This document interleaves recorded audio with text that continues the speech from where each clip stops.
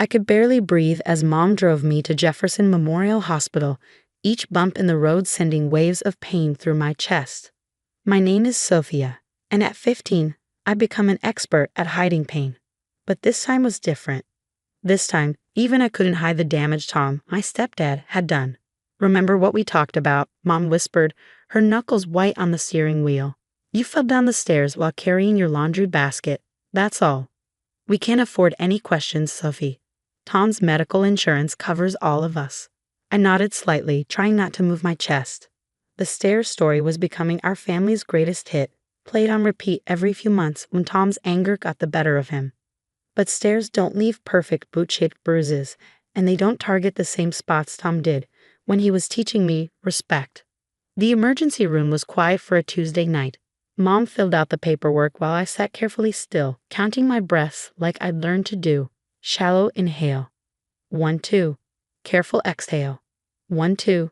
Don't cry. Don't show pain. Don't tell. "Sophia Anderson." A nurse called, looking up from her clipboard.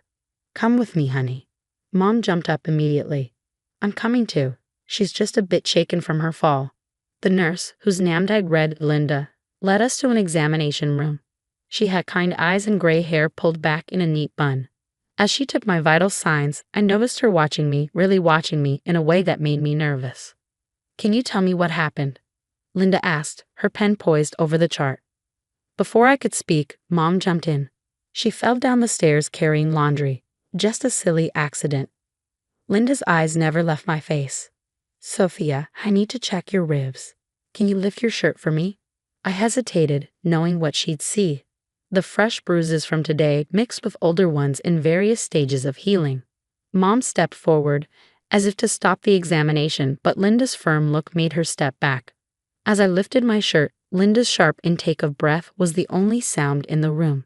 The bruises painted a map of violence across my torso, boot marks clear as day, fingerprints on my arms, and the distinctive shape of a belt buckle on my back. "These aren't from stairs," Linda said quietly, her fingers gently probing my ribs. When I winced, she nodded to herself. "We need x-rays." "Now, is that really necessary?" Mom protested weakly. "She's just bruised." "Mrs. Anderson, your daughter has difficulty breathing and significant bruising. X-rays are non-negotiable." The radiology department was one floor up. As they positioned me for the chest x-rays, I caught sight of myself in the machine's reflective surface. I looked small and broken, like a bird that had flown into a window too many times. "Stay very still," the technician instructed, stepping behind the protective barrier. The machine hummed to life, its mechanical eye seeing through skin and muscle to the truth beneath. I closed my eyes, thinking about how Tom had laughed earlier when I crumpled to the floor. "Get up," he'd said. "Stop being dramatic." But I couldn't get up. Not this time. The pain was too intense, breathing too difficult. For once, even Mom had looked scared. Back in the examination room, we waited for the results. Mom kept checking her phone, probably getting angry texts from Tom wondering where we were. She told him we were going grocery shopping. Another lie in our house of lies. Dr. Sarah Chen walked in, her face serious as she clipped several x-rays to the light box on the wall. "Mrs. Anderson, Sophia, we need to discuss these results." She pointed to the images, her finger tracing white lines across my rib cage. "These are your current fractures," she said, indicating 2 clear breaks. Then her finger moved to other fainter lines. "And these are previously healed fractures. I count 7 distinct breaks in various stages of healing, some potentially months or years old." Mom's face went pale. "That's impossible. She's just clumsy. She falls." "Mrs. Anderson," Dr. Chen interrupted, her voice firm but gentle. "These injuries are not consistent with falls. The pattern and placement indicate repeated trauma, intentional trauma." I stared at the x-rays, at the story they told in stark black and white. No amount of lies could explain away what the machine had seen. My secrets were exposed, written in broken bones and healing fractures. "I'm legally required to report this," Dr. Chen continued, reaching for her phone. "I've already contacted our hospital social worker and will need to speak with the police." "No," Mom stood up, panic in her eyes. "You don't understand. We can't. Tom will." "Tom?" Dr. Chen's eyes narrowed, making a note. "Your husband. In that moment, watching Mom struggle between protecting her husband and protecting her daughter, I made a decision. For 3 years, I'd kept their secrets, swallowed their lies, hidden their truth. But the X-ray machine had given me something I'd never had before. Proof. Yes, I said, my voice stronger than I expected. Tom did this. All of it. The next few hours became a whirlwind of activity. Police officers arrived, speaking in hushed tones with Dr. Chen, while a social worker named Ms. Martinez sat with me. Mom paced the small room like a caged animal, alternating between pleading looks at me and frantic texts to Tom. Your X-rays tell a story, Ms. Martinez said gently, showing me a detailed report. Each fracture has a timeline. We can match them to specific incidents. Would you like to tell me about them? I stared at the dates listed on the report. March 15th, 3 broken ribs when Tom found out I joined the school drama club without permission. July 8th, fractured collarbone for coming home 10 minutes late. December 24th, 2 cracked ribs. Christmas Eve when I'd accidentally dropped his favorite coffee mug. He said no one would believe me, I whispered, touching the paper where my broken bones were documented in clinical detail. He said I had no proof. You have proof now, Ms. Martinez assured me. The X-rays don't lie. A commotion outside the room drew our attention. Tom's voice boomed down the hospital corridor. Charm turned up to maximum. I'm looking for my stepdaughter, Sophia Anderson. My wife called about an accident. Mom rushed to the door, but 2 police officers blocked her path. Through the small window, I could see Tom's familiar figure, still wearing his work suit, his face a mask of concerned parenthood. Sir, one officer said, we need you to come with us. Tom's facade cracked slightly. What's this about? My daughter had a fall. I'm here to take her home. Dr. Chen stepped forward, holding my X-rays. Mr. Anderson, these images show a pattern of abuse spanning approximately 3 years. Would you care to explain the boot-shaped bruises on your stepdaughter's ribs? The change in Tom's expression was instant. The charm vanished, replaced by something dark and familiar. The face I'd seen countless times before pain exploded in my body. This is ridiculous, he snarled.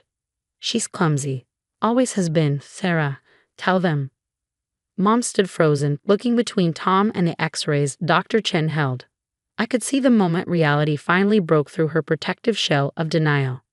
7 healing fractures, Mom whispered, mostly to herself. 7 times you, and I let you. Mrs. Anderson, Officer Reynolds said quietly, we found the belt in your home. The buckle matches the marks on your daughter's back perfectly. Your husband is under arrest. As they led Tom away in handcuffs, he kept his eyes locked on me through the window. You'll regret this, he mouthed silently. But for the first time, his threats felt empty. He couldn't hurt what the X-rays had already exposed.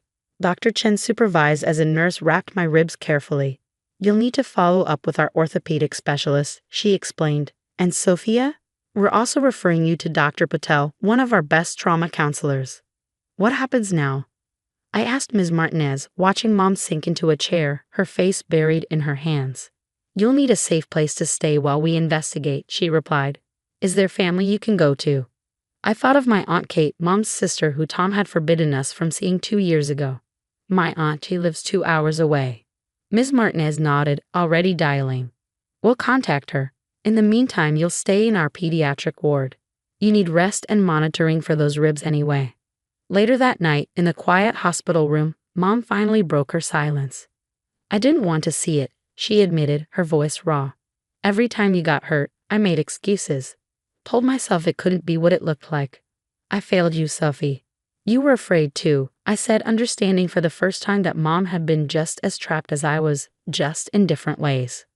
Fear isn't an excuse, she replied firmly. I'm your mother. I should have protected you.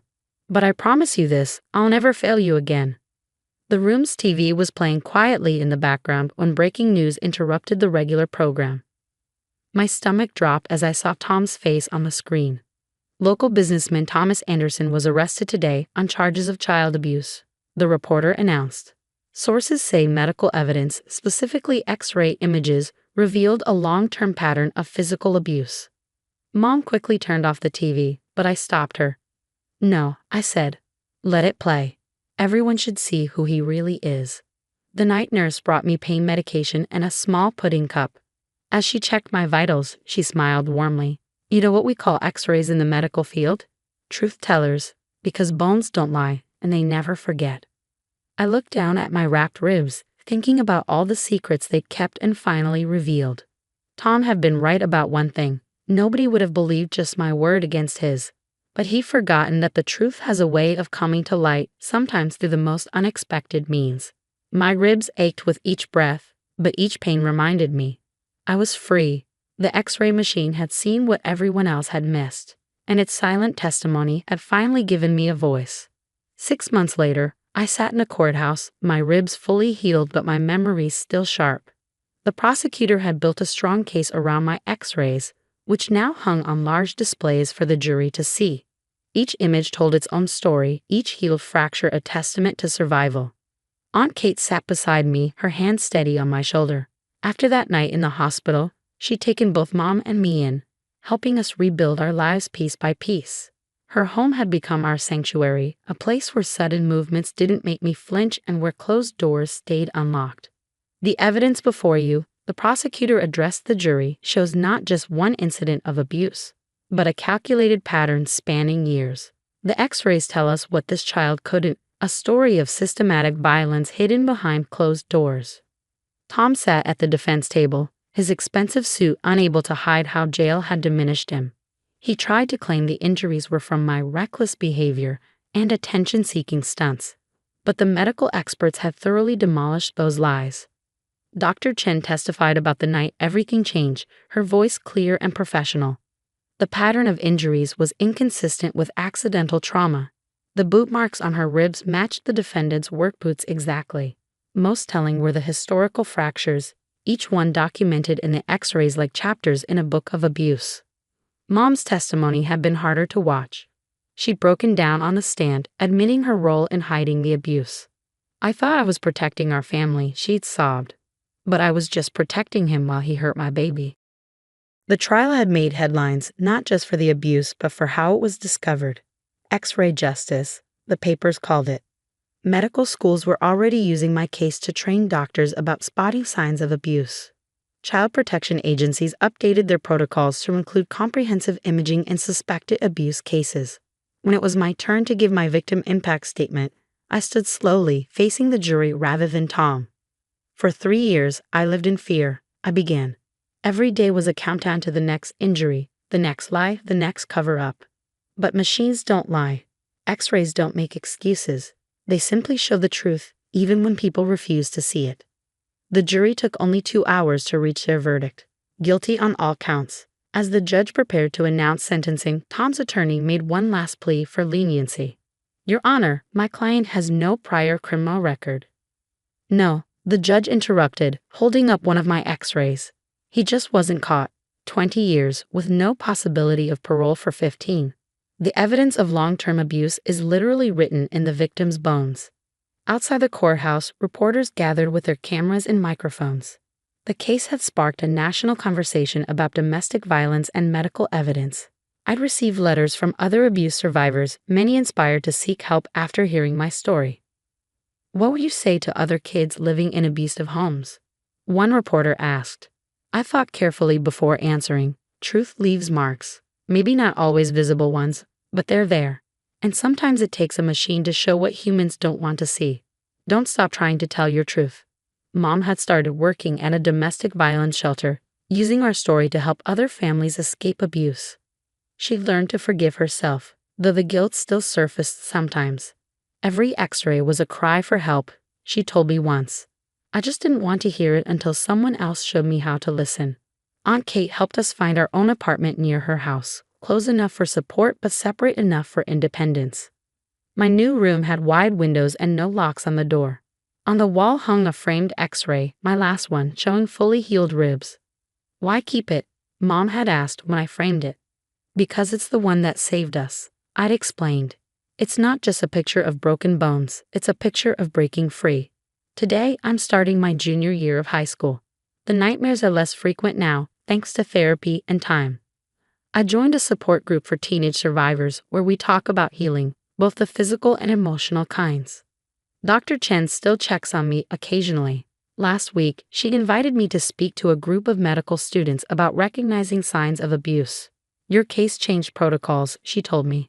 Now we know better what to look for, what questions to ask, what lies might hide behind accidents and falls. The final X-ray still hangs on my wall, a reminder not of pain but of liberation. Sometimes late at night, I look at it and think about how something as simple as a machine seeing through flesh to bone changed everything. Tom had been right about one thing. No one would have believed just my word against his. But he never counted on science having my back. My ribs are strong now, fully healed and ready to support whatever comes next. Each breath is a reminder. I am free, I am safe, and my truth is finally seen, written in the unshakable evidence of my own bones.